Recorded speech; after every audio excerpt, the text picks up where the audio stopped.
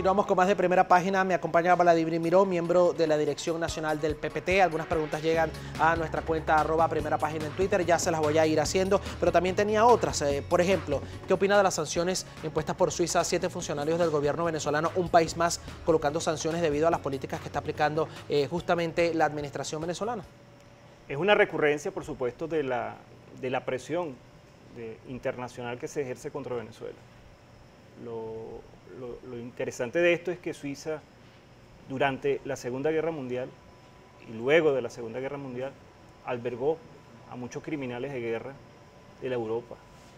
Basta preguntarse si estos señalamientos que se le hacen a estos funcionarios venezolanos tienen algo en parecido, algo en que parecerse a esas personas que se les dio albergue y se les protegió los bienes en Suiza. Creemos que es una acción que está enmarcada bajo la presión internacional. Está todo totalmente fuera de la legalidad del derecho internacional. Pregunto, ¿no sería conveniente revisarse desde el punto de vista gubernamental después de 18 años al ver que otros países de la región no tienen problemas de este tipo, de ningún tipo, sino de repente en otros ámbitos, y Venezuela siempre es noticia por lo que está sucediendo en el país a nivel económico, a nivel alimentario y más? ¿No sería conveniente también revisar y ver en qué se está fallando y en qué no? Claro, por ejemplo, vamos a Colombia. Vamos a Colombia que próximamente va a un proceso electoral. ¿Por qué los grandes medios de comunicación, por qué las grandes instancias internacionales no promueven en Colombia una instancia de observadores o de veedores del proceso democrático en Colombia, donde asesinan dirigentes políticos, donde han asesinado precandidatos a la presidencia de la República? Esa es la historia de la democracia en Colombia. Pero ¿por qué no entonces revisamos los índices de alimentación, los índices de acceso a la salud? ¿Por qué no revisamos los índices de acceso de salud en Chile, de educación en Chile? ¿Por qué no revisamos entonces los índices en el mismo Perú de lo que son los índices de acceso a la educación, a la salud? Allí entonces nosotros tenemos que preguntarnos, ¿es que se ha vulcanizado, se ha concentrado las acciones de grandes grupos contra Venezuela? ¿Pero por qué no revisarlo en Venezuela? ¿O es que los foros se han convertido nada más en un espacio para vulnerarle el derecho de los pueblos de desarrollar sus propias políticas? Tenemos que entender que el contexto, México por ejemplo, como que en México nadie se preocupa por la cantidad de desaparecidos y muertos que hay en México. Allí hay que preguntarse por qué las instancias internacionales estamos frente a los mecanismos que se han intentado aplicar contra Venezuela, que es la Carta de la OEA.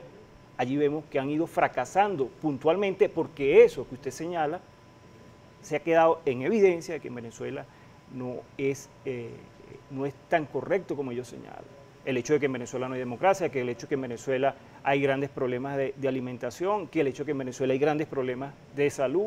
Este gobierno ha hecho un esfuerzo sobre las condiciones impuestas, sobre los mecanismos de coerción y de limitación del proceso de gestión financiera, de gestión económica. Se han hecho esfuerzos en función de garantizar el mínimo necesario para que la población tenga ese acceso. ¿Y qué tiene entonces que hacer? Porque las fallas persisten en ese sentido. ¿Qué tiene que hacer? ¿Qué hay que hacer para continuar la pelea a nivel internacional para que el pueblo internacional, para que los pueblos del mundo, para que los gobiernos del mundo entiendan que Estados Unidos ejerce presiones, que Estados Unidos ejerce coerción, que Estados Unidos ejerce limitaciones al desarrollo de nuestra economía? Todavía en ese sentido de la economía, Venezuela le vende petróleo a Estados Unidos. Entonces, ¿cómo se puede entender esto si hay tanto ataque, según usted, de parte de Estados Unidos, que Venezuela todavía tenga en el ámbito económico relaciones de alguna manera con ese país norteamericano? Porque somos respetuosos de lo que son los acuerdos comerciales y lo que son los acuerdos de intercambio comercial. Somos respetuosos de la necesidad del mercado de Estados Unidos de comprar petróleo venezolano. Pero además entendemos que dando el ejemplo de buena fe y de buena voluntad podemos recibir reciprocidad. Voy a hacerle algunas preguntas que llegan a través de nuestra cuenta Twitter, @Primera Página. Le pido contestar más o menos puntual para que dé oportunidad de mayor participación. Dice José López, es el primero. @Primera Página, buenos días. ¿Cómo el mundo puede ver a Venezuela cuando los principales líderes están presos? López o inhabilitados, Capriles o exiliados, Ledesma, etcétera. Y los partidos BP y PJ también inhabilitados. ¿Qué le contesta? Fueron partidos y fueron personajes que apuntaron hacia el fascismo. Y ese fascismo tiene que ser castigado desde el punto de vista legal, y esos partidos con rasgos fascistas y fascistoides, ya quedaron hoy fuera del contexto democrático porque no era su intención la participación democrática. Es la opinión de nuestro invitado. Jaime Jiménez dice, Derek, pregúntale al señor del PPT para qué se convoca una ANC. Una ANC se convoca para revisar al Estado venezolano. Es un proceso de transición entre un Estado y otra creación de un nuevo Estado. Kerin Chirinos dice, ¿y qué se puede decir del TCJ cuando derogó a la N? ¿Es eso democrático? ¿Cómo queda allí la decisión del Poder Popular? La Asamblea Nacional fue una decisión del Tribunal Supremo enmarcado en el desacato y en el desconocimiento de la función del legislador nacional. También le llega un comentario aquí, Reinaldo Armas dice, la ANC es para crear un nuevo proyecto de constitución, no para hacer leyes. Le pone Juan Carlos Rivas, al invitado del PPT, ¿tiene conocimiento de si el presidente Maduro irá a la Cumbre de las Américas? Si es afirmativo, ¿en calidad de qué? ¿Como invitado o como turista? Bueno, ya las autoridades de allá han hablado, la ministra precisamente sobre esto ha dicho que él no puede entrar como invitado, tendría que entrar en todo caso como turista y no podría estar en el evento, pero que pudiera contestarle al invitado de igual manera. Bueno, que igual el presidente Vizcarra es un invitado de la presidencia del Perú. Él debería de darle la mayor amplitud a lo que sería la Cumbre de las Américas. Dice aquí José Ramírez, ¿cómo define el invitado la democracia del país cuando la presidenta de la ANC dijo que más nunca entregarán el poder político? Sea puntual, le dice. Son interpretaciones. Más nunca entregar el poder significa luchar por mantener el poder. Dice aquí Alejandro Galway, ¿no cree usted que existe una ruptura del hilo constitucional cuando el gobierno se ha apoderado del CNE, TCJ y la ANC y los ha convertido en un comité del PSUV, subvirtiendo el orden democrático en el país? ¿Qué le respondería? Eso lo señala él, yo no creo que eso sea así.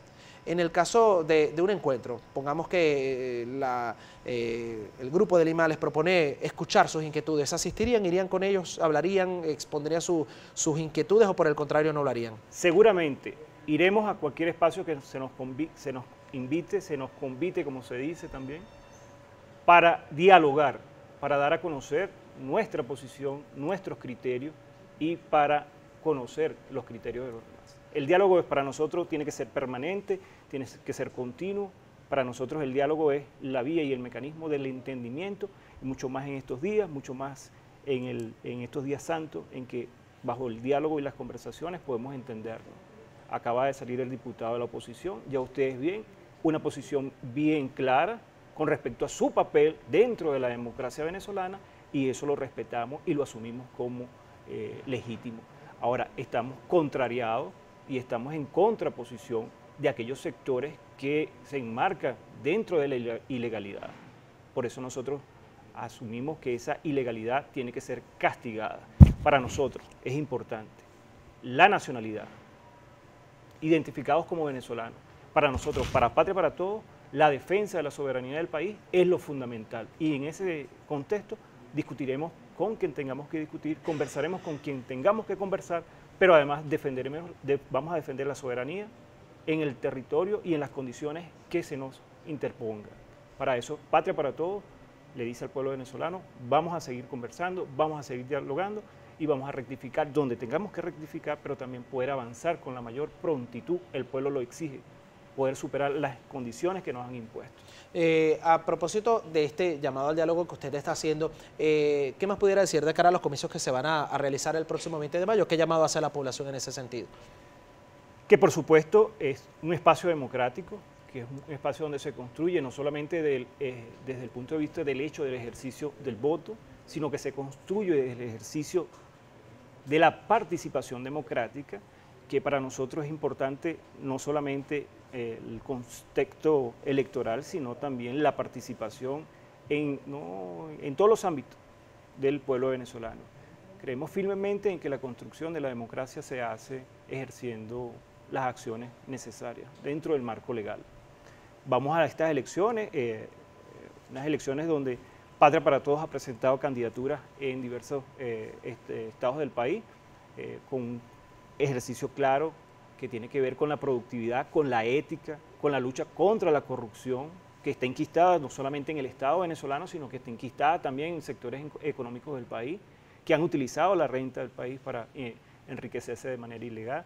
También estamos enmarcados en la lucha por el establecimiento de una economía productiva, que podamos entonces decir qué comemos, qué vestimos para poder sanear la economía venezolana y sanearla de la dependencia extranjera.